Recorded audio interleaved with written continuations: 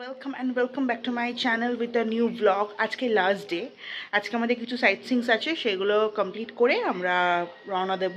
মানে আমাদের ট্রেন হচ্ছে নিউ জলপাইগুড়ি থেকে। তো আজকে যে আমরা হোমস্টেটায় আছি সেটা একদম টি বাগান, মানে চা বাগানের সাথে হোমস্টেটা পুরো লাগোয়া।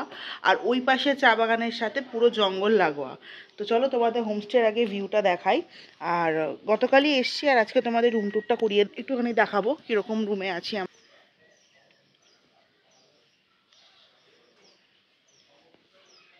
হোমস্টের রুমগুলো কীরকম, যেটা আমাদের আগে কোনো অভিজ্ঞতা ছিল না, সেটাই তোমাদের সাথে ভিডিওর মাধ্যমে তোমাদের জানাবো।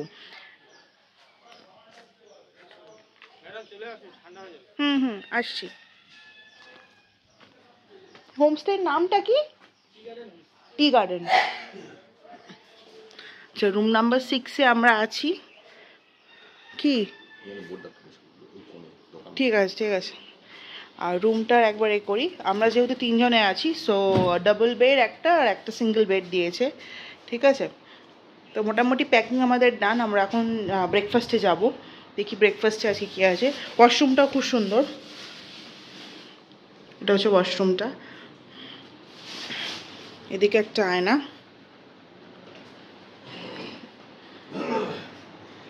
এইদিকে একটা এলসিডি আর দুটো চেয়ার দিয়ে মাঝখানে সেন্টার টেবিল, আর এসি তো চলছেই। সো চলো ব্রেকফাস্টেতে কী আছে সেটা দেখি। Let's go. আজকে ব্রেকফাস্টে ছিল লুচি এবং আলু ফোড়ন। তো এখন চেক আউটের সময় আমরা বেরিয়ে পড়ছি। কিছু কিছু আজকে সাইট সিং আছে, সেগুলো করে একদম স্টেশনে ঢুকে যাব। সো যেটা তোমাদের বলার হোমস্টের ব্যাপারে, হোমস্টেটা ফার্স্ট টাইম আমি ভালোই এক্সপিরিয়েন্স গ্যাদার করলাম। শুধু প্রবলেম ছিল ক্যাফেরগাঁও হোমস্টেটা, যেটা সবসময় পাওয়ার কাট হয়ে যায়, যেহেতু অত্যাধিক উঁচুতে। তো সো ওরা যখন কল আউট করে যে পাওয়ার কাট হয়ে গেছে, তো ওখানে লোক আস্তে আস্তে সারাতে প্রায় 2 থেকে 3 ঘন্টা হয়ে যায়। আর রুমসগুলো তেমন একটা খুব ভালো লাগেনি এমনিতে। আদারওয়াইজ আর 3টে জায়গার রুমসগুলো ভীষণ স্পেশিয়াস ছিল।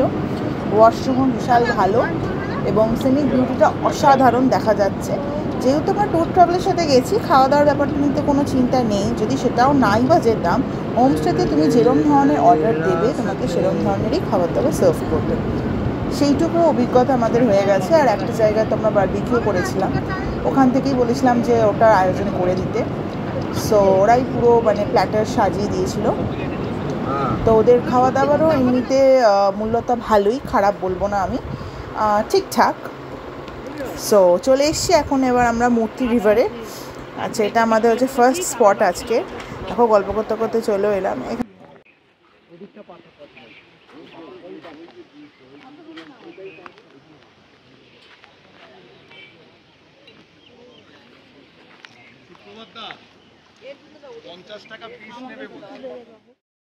এইটা হচ্ছে ঝালং ভিউ পয়েন্ট। ওই দিকটা পুরোপুরি ভুটান, আর এই জলঢাকা নদী বয়ে যাচ্ছে মাঝখান দিয়ে।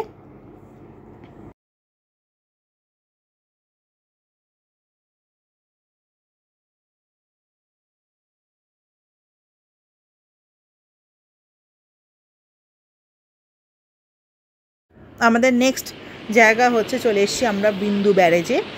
খুব আগে থেকেই গাড়িটা এখানে রাখে এবং তারপরে এটা গ্রামের ভেতর দিয়ে এটা যাওয়া হচ্ছে। তো হেঁটে গিয়ে একদম এন্ডে পড়ে হচ্ছে ব্যারেজটা, আর পাশেই হচ্ছে এদিকে মিলিটারি ক্যাম্প।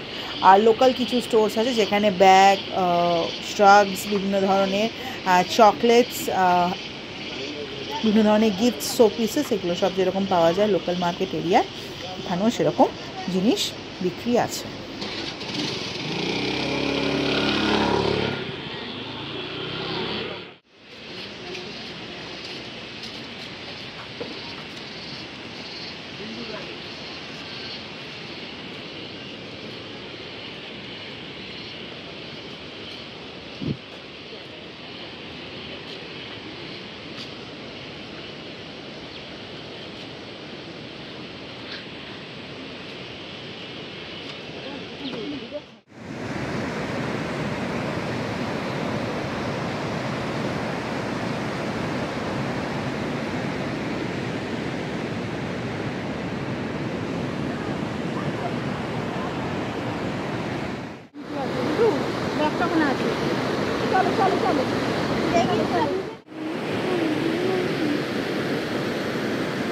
বিন্দু যাওয়ার পথে এখানে এই রেস্টুরেন্টটা পড়ে, সেটা হচ্ছে হোটেল অ্যাপেল স্টোন। ঠিক আছে, এইটাকে অ্যাপেল স্টোন বলা হচ্ছে। খাওয়া দাওয়া অসাধারণ। তোমরা যদি এইদিকে আসো কোনো সময়, তোমরা কিন্তু অ্যাপেল স্টোনের খাওয়া ট্রাই আউট করতে পারো। ভেজ থালি থেকে চিকেন থালি, এগ থালি, সব রকমের থালি এখানে কিন্তু পাওয়া যায়।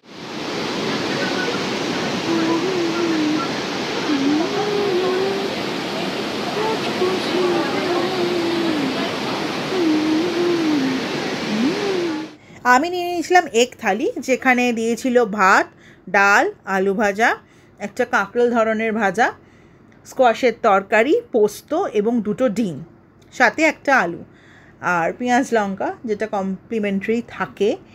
আর এছাড়াও তুমি ভাত এবং সেকেন্ড টাইম পোস্ত সার্ভ করে, যেটা উইদাউট পে। থালিগুলো যেরকম কস্ট আমার মনে পড়ছে 150 করে ছিল।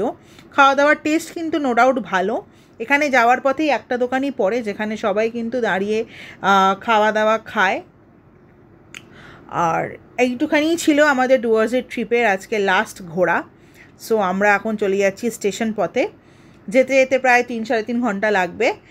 আর আমাদের ট্রেন আছে সন্ধ্যে 7:30। ঘড়িতে এখন প্রায় বাজে 3:15-20। আশা করি ঠিকমতো টাইমে ঢুকে যাব।